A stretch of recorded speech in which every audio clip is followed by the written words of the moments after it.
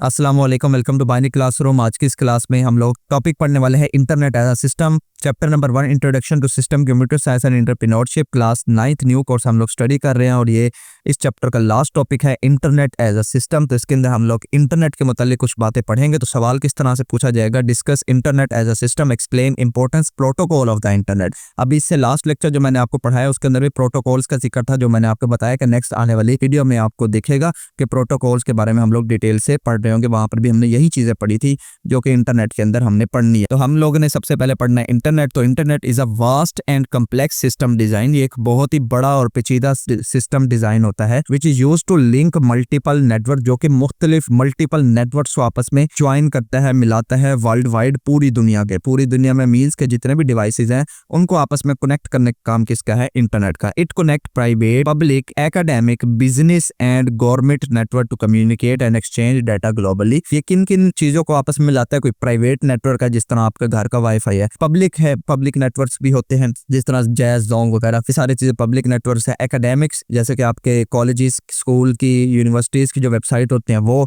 Business website जो भी बड़े बड़े ब्रांड्स हैं उनकी वेबसाइट होती हैं, KFC, मैकडॉनल्ड वगैरह की, और गवर्नमेंट नेटवर्क जिस तरह आपके नादरा वगैरह का नेटवर्क है, ये सारा कुछ आपको इंटरनेट पे उनकी वेबसाइट पे मिल जाता है। तो ये जो नेटवर्क है बेसिकली इसी को बोला जाता है इंटरनेट। और ये कैसे सारा चीज ग्लोबली होता है वो उसके लिए हमने पढ़ा था कि एक सेंडर होता है, एक रिसीवर होता है, ट्रांसमिशन मीडियम होता है बीच में, और प्रोटोकॉल्स की मदद से हम लोग इसके अंदर मैसेज को ट्रांसफर करते हैं। नेक्स्ट बढ़ते हैं कि कौन कौन से प्रोटोकॉल इसमें इस्तेमाल होते हैं। पहले नंबर पे हमने ये पहले भी वीडियो में देख चुके हैं, TCP/IP प्रोटोकॉल होता है एक, जो कि नेटवर्क में भी इस्तेमाल होता है और यहाँ पर इंटरनेट प्रोटोकॉल में भी यही इस्तेमाल होता है। क्या काम करता है ये नेटवर्क प्रोटोकॉल? सो TCP का मतलब सबसे पहले समझते हैं, ट्रांसमिशन कंट्रोल प्रोटोकॉल, और IP का मतलब होता है इंटरनेट प्रोटोकॉल। अब ये जो प्रोटोकॉल है ये बेसिकली सबसे हमारे पास फंडामेंटल प्रोटोकॉल ऑलमोस्ट हर जगह इस्तेमाल होता है। So it is the fundamental protocol suit that define how data is transmitted and received over the internet, के इंटरनेट के ऊपर किस तरह से हमारा डाटा या तो ट्रांसमिट किया जाएगा दूसरे डिवाइस को, या दूसरे डिवाइस से जो डाटा हमें आ रहा है वो रिसीव होगा। ये काम किसका होता है? TCP/IP प्रोटोकॉल का। TCP,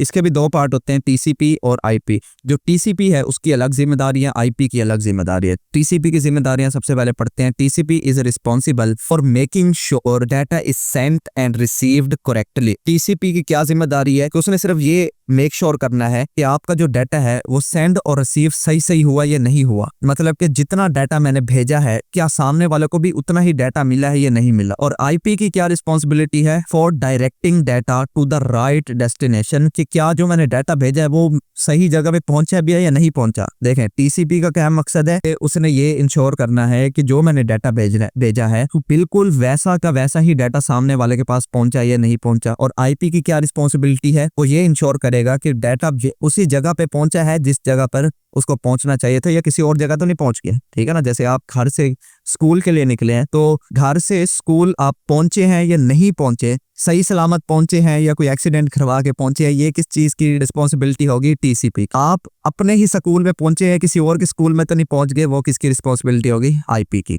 तो आई होप आपको इस एग्जाम्पल से समझ आ गई होगी कि TCP की क्या जिम्मेदारी है, IP की क्या जिम्मेदारी है, काम कैसे करता है। इसके अंदर मुख्तलिफ लेयर्स होती हैं, क्योंकि मे भी हम लोग चैप्टर नंबर 3 में पढ़े हो, क्योंकि वो नेटवर्किंग का चैप्टर है और वहां पर शायद ये डिटेल्स आएंगी। तो बेसिकली इसके अंदर लेयर्स होती हैं, application layer, transport layer, internet layer और नेटवर्क एक्सेस लेयर। जो पहली दो लेयर्स होती हैं, एप्लीकेशन और ट्रांसपोर्ट, ये TCP कंट्रोल करती है। इंटरनेट और नेटवर्क लेयर IP कंट्रोल करती है। इन्हीं लेयर्स में से गुजर के आपका डाटा इंटरनेट के पास से होता हुआ दूसरे डिवाइस के भी इसी लेयर से गुजरते हुए डाटा जाता है। जिस तरह यहाँ पर पहले एप्लीकेशन के पास वो ट्रांसपोर्ट करेगी, ट्रांसपोर्ट के बाद इंटरनेट लेयर के पास जाएगा, फिर नेटवर्क एक्सेस लेयर के पास जाएगा, फिर इंटरनेट से होता हुआ डाटा दोबारा रिवर्स ऑर्डर में नेटवर्क के पास, फिर इंटरनेट के पास ट्रांसपोर्ट, फिर एप्लीकेशन और फिर ये रिसीवर कंप्यूटर के तक आपका डाटा जो है वो पहुंच जाएगा। मजीद इसकी डिटेल जो है चैप्टर नंबर 3 में हम लोग कवर करेंगे। अभी के लिए सिर्फ इतना ही आप लोगों ने पढ़ना था। नेक्स्ट आ जाए यूजर डाटाग्राम प्रोटोकॉल। ये वो प्रोटोकॉल होता है जब आपको बहुत ही स्पीड में डाटा जो है एक जगह से दूसरी जगह ट्रांसफर करना हो। देखें जो TCP/IP है ना, ये थोड़ा टाइम लेता है, मतलब कि इतना भी टाइम नहीं आपको फील नहीं होता, लेकिन कंप्यूटर की जुबान में ये टाइम लेता है as compare to user datagram protocol ज्यादा टाइम लेता है। यूजर डाटाग्राम प्रोटोकॉल बनाया इसलिए गया था ताकि आप लोग फास्टर कम्युनिकेट कर पाए, लेकिन इसका एक नुक्स है। नुक्स ये है कि आपका डाटा जो है बीच बीच में लॉस हो जाता है, तो यही बस इसका एक डिसएडवांटेज है। तो पढ़ते हैं इसको। इट इज द फास्टर बस लेस रिलायबल। ये रिलायबल नहीं है, मतलब कि डाटा सही पहुंचा या नहीं पहुंचा इसकी टेंशन हमेशा आपको लगी रहेगी। It is the faster but less reliable protocol than TCP. It is commonly used in the application where speed is more important than the reliability. ये वहां पर इस्तेमाल किया जाता है जब आपको स्पीड में डाटा जो है वो ट्रांसफर करना हो। कैसे? जैसे कि आप लोग कोई लाइव वीडियो स्ट्रीम करते हैं, आप लोगों ने देखा होगा यूट्यूब पे भी लाइव आया जाता है, जैसे टिकटॉक पे लाइव आते हैं, कुछ लोग इंस्टाग्राम पे लाइव आते हैं। तो वहां पर आप लोगों ने एक चीज नोट की होगी कि जब भी आप ये लाइव ओपन करते हो तो कभी क्या होता है कि इमेज जो वीडियो आ रही है आपके सामने वो ब्लर होना शुरू हो जाती है, कभी आवाज पहले आ रही होती है, इमेज बाद में आ रही होती है। तो ये सारा कुछ कैसे हो रहा है? ये रिलायबल नहीं होता, क्योंकि वहां पर प्रोटोकॉल इस्तेमाल होता है यूडीपी, क्योंकि उसका काम है बस तेजी से डाटा ट्रांसफर करना। सही पहुंचा या नहीं पहुंचा ये उसकी जिम्मेदारी नहीं है। तो यही चीज होती है जो आपको लाइव अक्सर ट्रांसमिशन में देखने को मिलती है कि वहां पर कभी तस्वीर खराब आ रही है, कभी आवाज पहले आ रही है और ये सारी चीजें। तो ये सारी चीजें यूडीपी इस्तेमाल होता है। वॉइस कॉल में भी और ऑनलाइन जो गेम आप खेलते हैं उसमें भी ये सारे यूडीपी इस्तेमाल हो रहा है। इसलिए ये बार बार गेम भी जो है वो लैग करना स्टार्ट हो जाती है, वॉइस कॉल कभी कभी खराब आवाज आना शुरू हो जाती है। ये सारी चीजें क्योंकि इसी प्रोटोकॉल पे इस्तेमाल होती है। तो इसके अंदर क्या होता है कि बस एक क्लाइंट एक सर्वर यानी कि दो डिवाइसेस होते हैं, आपस में कम्युनिकेट कर रहे होते हैं और बस वो रिक्वेस्ट करता है और सामने वाला रिस्पॉन्ड करता है बगैर किसी लेयर्स के। कोई यानी कि लेयर्स बीच में नहीं होते। जैसे यहाँ पर लेयर्स थी जो कि ये इंश्योर करती थी कि हमारा डाटा सही से ट्रांसफर हो और उसी जगह पे ट्रांसफर हो जहाँ पर उसको पहुंचना है। लेकिन यहाँ पर ऐसा कोई सिनेरियो नहीं होता। यहाँ पर डायरेक्ट मैसेज एक दूसरे को ट्रांसफर हो रहा होता है, सही हुआ है गलत हुआ है वो उसकी जिम्मेदारी नहीं है। नेक्स्ट आ जाए, थर्ड नंबर प्रोटोकॉल है file transfer protocol. File transfer protocol नाम से जाहिर है जो कि फाइल को ट्रांसफर करने के लिए काम आता है। So it is used to transfer file between computer over the internet. Internet ने किसी भी दूसरी को फाइल भेजनी है उसके लिए जो प्रोटोकॉल इस्तेमाल होता है वो एफटीपी होता है। ठीक है, जैसे ये एक कंप्यूटर है, यहाँ पर एक और दूसरा कंप्यूटर है, एक फाइल ट्रांसफर हो रही है। फाइल किस प्रोटोकॉल की मदद से ट्रांसफर हो रही होगी? एफटीपी फाइल ट्रांसफर प्रोटोकॉल के। इसी तरह चौथे नंबर पे पोस्ट ऑफिस प्रोटोकॉल जिसको पॉप बोला जाता है